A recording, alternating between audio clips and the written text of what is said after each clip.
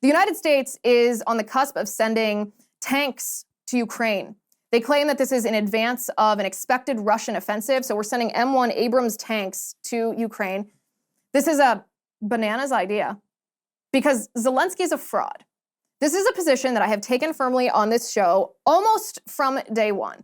Almost from day one. I remember the day that I realized that Zelensky wasn't just a politician with a slightly different ideology, maybe a different set of interests here. The day I realized Zelensky was a fraud was the day that he called for the United States and NATO to enforce a no-fly zone over Ukraine. And I thought, whoa, Zelensky calling for the US and NATO to enforce a no-fly zone means that he wants the US and NATO forces to actually shoot down Russian jets if they infringe on Ukrainian airspace. And if the US or NATO shoots down a Russian jet, what happens? Then the US and NATO are now part of World War III. We're part of a war with Russia, probably a nuclear war with Russia. And I thought to myself, any person, politician, who calls for that, especially when you're the president of a country, meaning you should have some education about politics and the ramifications of political actions, any person that would call for that, any politician that would stand for that is psycho. Truly psycho. Zelensky is a fraud.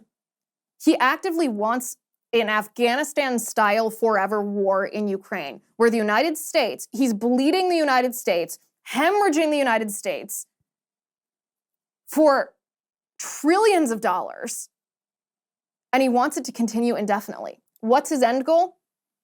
I don't know. When you talk about an end goal, he wears his combat boots and stages one of those videos, which, by the way, are literally staged with a green screen.